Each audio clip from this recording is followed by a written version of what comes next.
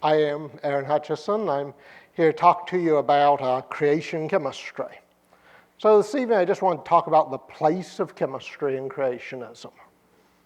And then I had originally planned to talk about three disciplines of chemistry and how each discipline could interact with creationism. Then I wrote up my slides and timed the presentation. We're going to talk about part of one discipline of chemistry and two examples of how that could interact in creationism.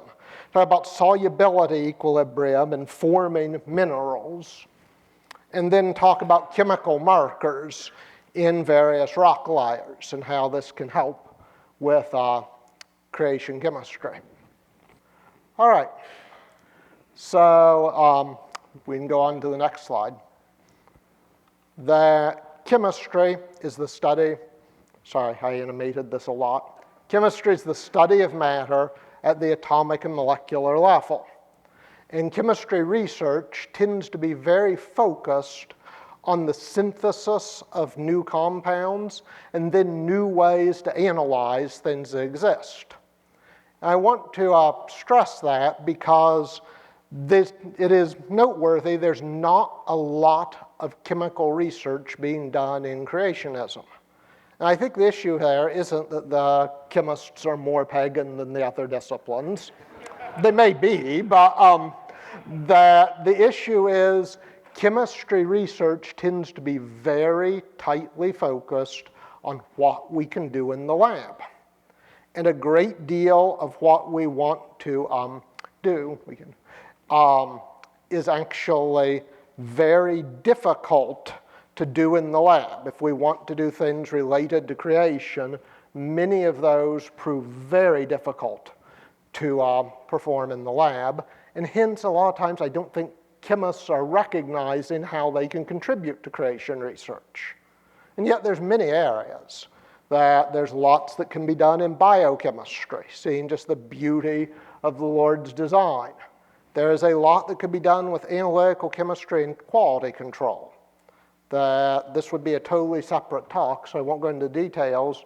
But if you look at radiometric dating as an analytical chemistry technique, if a student in my class turned in the sort of data sets that are getting published in radiometric dating, in many cases I'd fail them.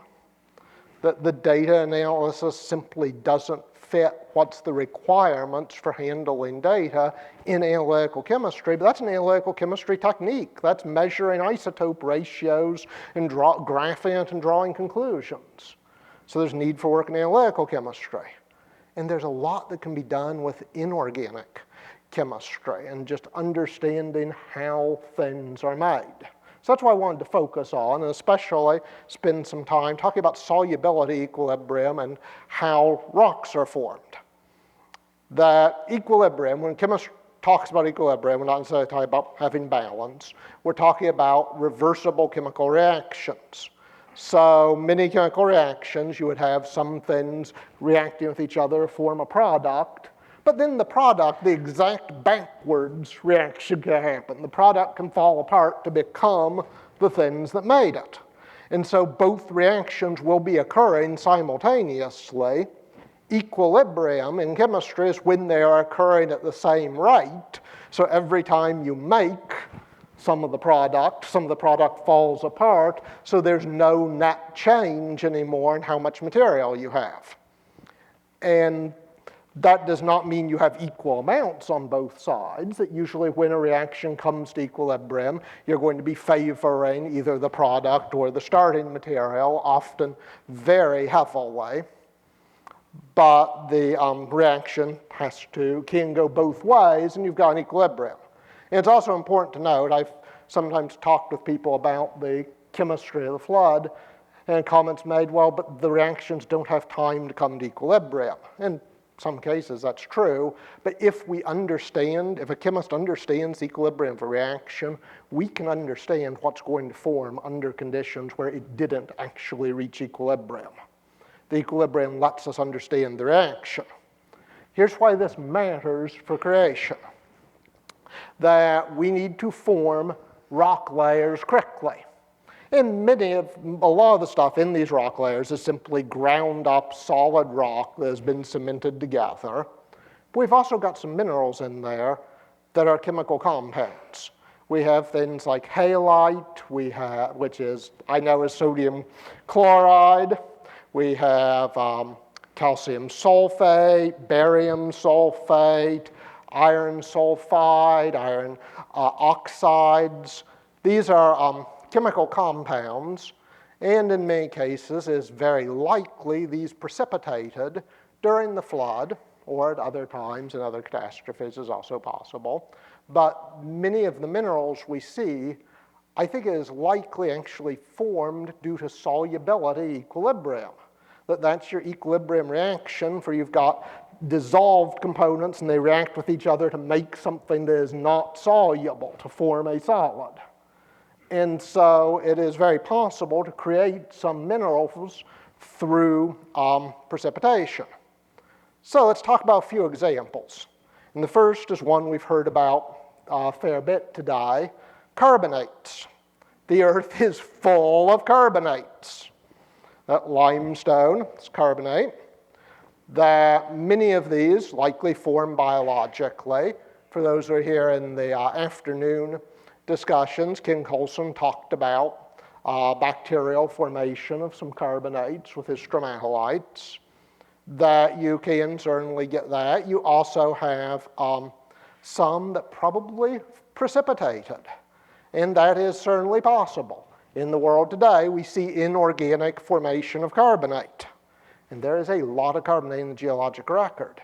Some of that, I think, precipitated, and what I think really might be interesting is looking at the possibilities of synergism between microorganisms and chemical reactions.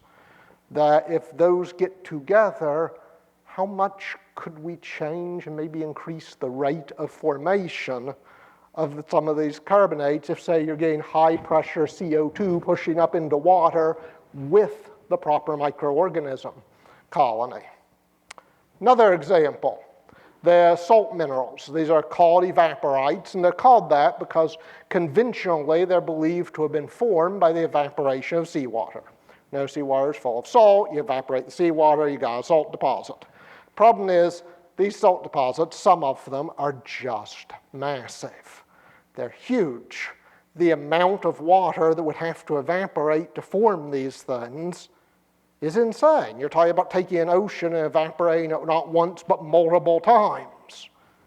That didn't form by evaporation. How do you form that? Well, you need to precipitate it. Now we got a problem. We're talking about precipitating salt. When I say these are salt formations, some of them have a great deal of sodium chloride in them. We all know sodium chloride dissolves in water. How do we precipitate massive amounts of sodium chloride? Well, actually, I know of at least 3 mechanisms we're talking about in creation that chemically could do it. If you've got water that's moderately concentrated in sodium chloride, and that water hits the right temperature pressure profile to enter what's called the supercritical state, its ability to hold the salt will change and it will drop. It's very hard to do that, but subcritical, if you've got hydrothermal solution that has a really high concentration of salt in it, and there's some of these have massively high concentrations. Really, they're more salt than water. In some cases, they have so much salt. I know Stefarima and his collaborators have been calling them salt magmas, that you can get something that is really concentrated in salt. And the only reason the salt's staying in the water is because of the temperature and pressure on it. And if that came up and encountered cooler sediments or seawater, it would suddenly cool down. Now, a really interesting thing, the scenario where it might encounter seawater, some of these salt deposits have anhydrite, calcium sulfate under it, which the traditional idea of this is evaporation, that shouldn't be anhydrite. That should be called gypsum, is the mineral that ought to be forming. However, calcium sulfate has this fun property where when it gets hotter, its solubility can actually decrease. if you had a really hot substance suddenly hit water that was concentrating calcium sulfate, the first thing that would happen is you precipitate the calcium sulfate and then you dump the sodium chloride on top of it, which under a uniformitarian timescale, then that would all dissolve in the water. Under a flood conditions, when you've got a lot of sediment getting laid down at the same time, you could possibly cap and protect that, and you could get a very large salt deposit, and that would happen very fast. That would form very quickly. And that leads into another area that hydrothermal precipitation, what I just talked about, hydrothermal fluid, it had a cooler fluid and stuff precipitated. There's other things you can do that way. That hydrothermal fluids today are rich sources of many metals, of sulfur, and also of carbon. That, you can see here's a picture of a hydrothermal vent. That this black, what looks like smoke, that's actually metal sulfides forming, which to me doesn't seem that odd. Smoke, when we see it, is actually just solid particles in the air. This is solid particles in the water. And you do actually have mineral deposits, the chimney forming around it as well, that you can precipitate things here.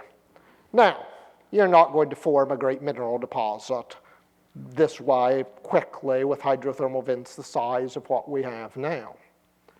But if we are looking at the possibility, and there's lots of debate among creationists about what Genesis is talking about with the fountains of the deep.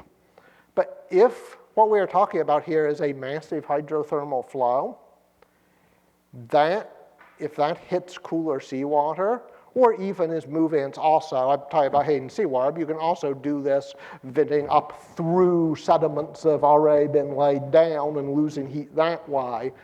Both can happen. In either case, if that occurs, you can precipitate solids, including iron sulfides, potentially carbonates, and some sulfates, and you can precipitate them very quickly.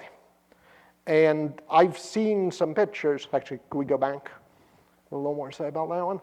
I have seen some pictures in the, just doing research, looking at different areas of the stratigraphic record. In particular, is a paper I was working on with my friend Harry Dickens a few years back. He was just showing me some rock layers in Canadian Rockies. An interesting thing was I was looking at these minerals. We look at them, the geologists see minerals. I see chemical compounds. So I'm looking and it's on the top barite. I'm like, is that barium sulfate? Barium sulfate. We've got some iron sulfides down low, some iron oxide, that one had some iron oxides down low. It had some carbonates in it. What was interesting was many of those minerals were, all of the actual minerals, they were interspersed with some detritus, but the minerals themselves were stacked on top of each other. They were all made up of compounds I would expect to see if I took the normal chemical composition of many modern hydrothermal fluids, a bunch of it, and mixed it with cooler seawater, and they were stacked on top of each other in the order of their solubility. The least soluble is on the bottom, the most soluble is on the top. This was a kilometers deep formation. It was huge. I know these compounds. I make some of them in the lab. The least soluble under lab conditions precipitates in a matter of seconds. Not the least, I said that backwards. The most soluble precipitates in a matter of seconds. Under environmental conditions, that would be slower. We'll give it. It would be slower. It would be minutes. But now, I am not saying that means the entire formation formed in a matter of minutes from one hydrothermal fluid. This is why the chemists need to work with the geologists. There's a lot of other things to look at in a rock layer. As I said, I'm a chemist. I look at them, I see chemical compounds. I need the geologists looking at to talk to me about how they're laying on each other and factors like that. What I am saying is, the chemistry is there to create massive deposits incredibly quickly with the solubility. So we need to do more research here. And actually, we can still go back. Sorry, this is a long slide. I kind of have my whole talk say, I love the idea of hydrothermal precipitation. And so this will bring me to kind of my pet project. This is the part where Dr. Hutchinson begs for funding. I was actually talking to some of my colleagues yesterday at lunch. These things, it would be really nice to actually test these ideas, to be able to see, okay, can we actually do this? But to test them in any realistic way, we've got to be operating at temperatures and pressures that are extremely high. That's extremely dangerous. Any experiment we could run that would be a realistic simulation of this sort of hydrothermal precipitation I'm talking about is an explosion waiting to happen. And that, I'm a chemist, that doesn't entirely bother me. But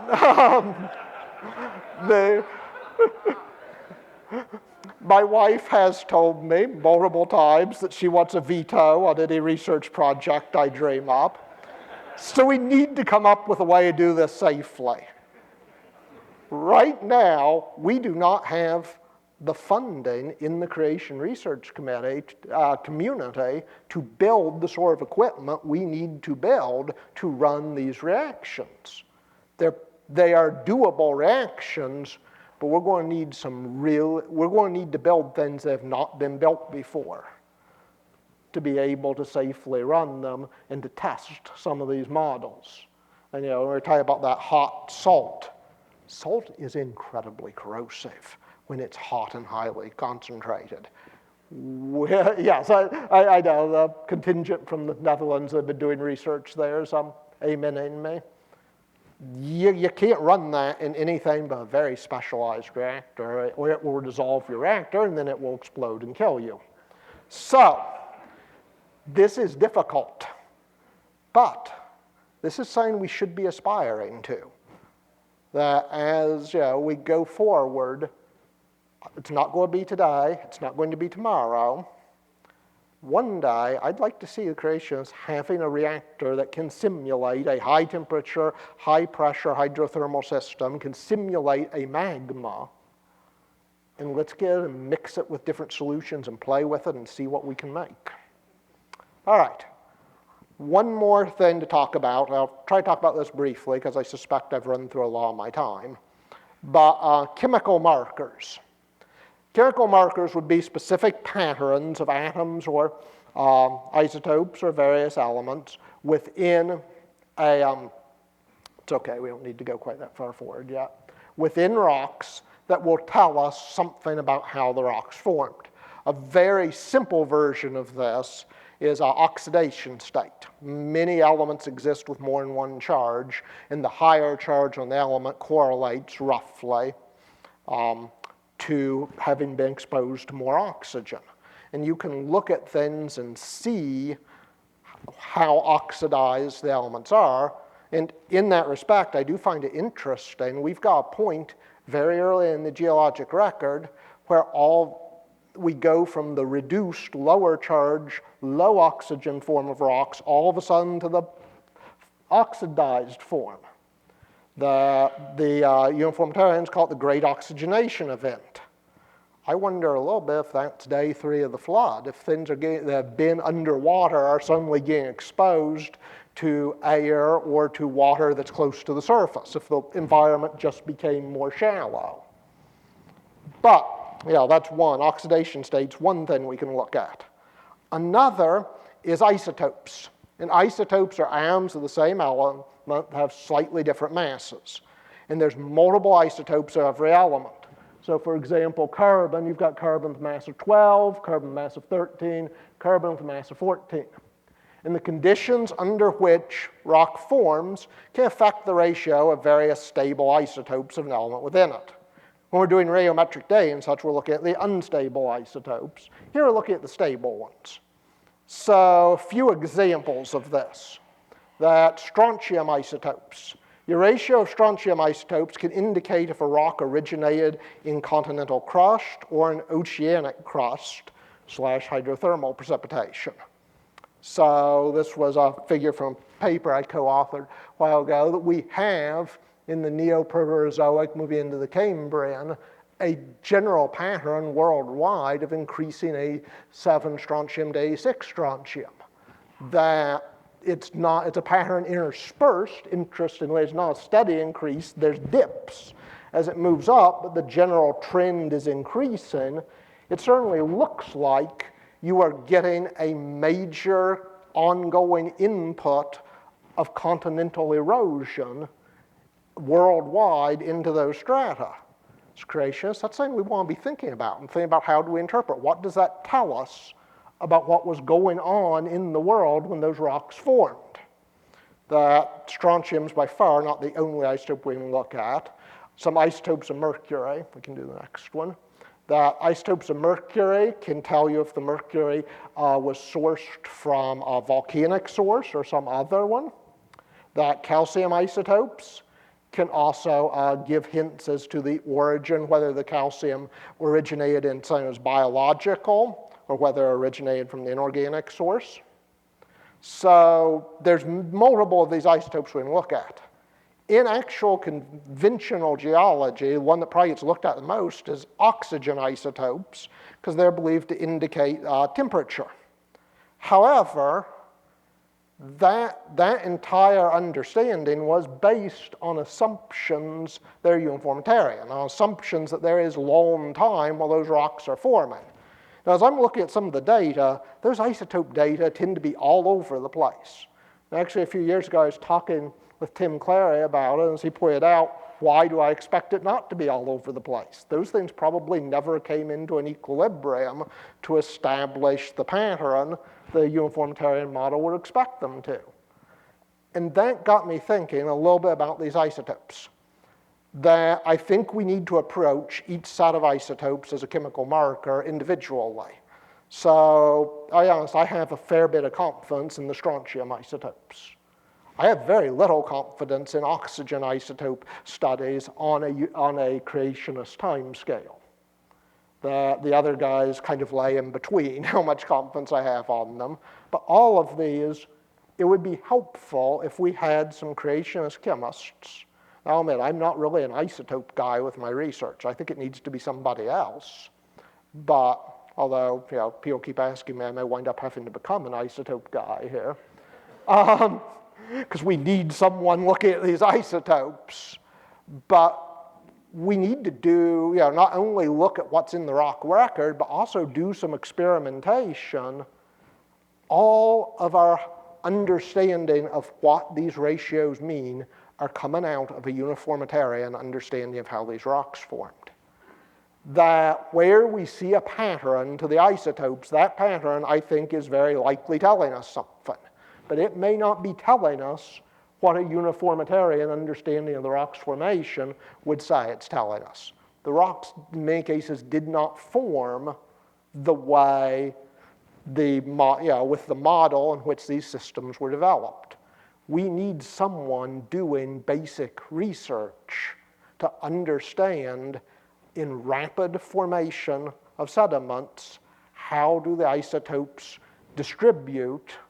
And then what happens, we now know that, as Dr. Snelling would be happy to tell you, we know that isotopes migrate. How does that come into play when we're looking at some of these studies? That they are not, chemical systems are never, which again, chemists have known this, solids are not really stable, unchanging things. We are not at absolute zero. There is chemical movement going on. We need to study and think about, okay, how does that affect our chemical markers? So as I conclude, just two things, that as we move into the future, we need chemists recognizing that there is a place for chemistry in creation studies. I really hope there's some young chemistry students out here hearing this that will go into creation research that can do some of this work that we also need, as Dr. McClain was just talking about, to support them. Because chemistry grad school is not friendly to creationists. We need to help them get through, and we need to come up. Chemistry research is really expensive. On the one hand, we don't get to go do the fun field stuff that geologists do, but we do actually have to have tons of lab equipment, most of which is really expensive. So we need to be thinking about how could we fund that research so that we could actually get answers to some of these questions. Thank you. I appreciate your time this evening.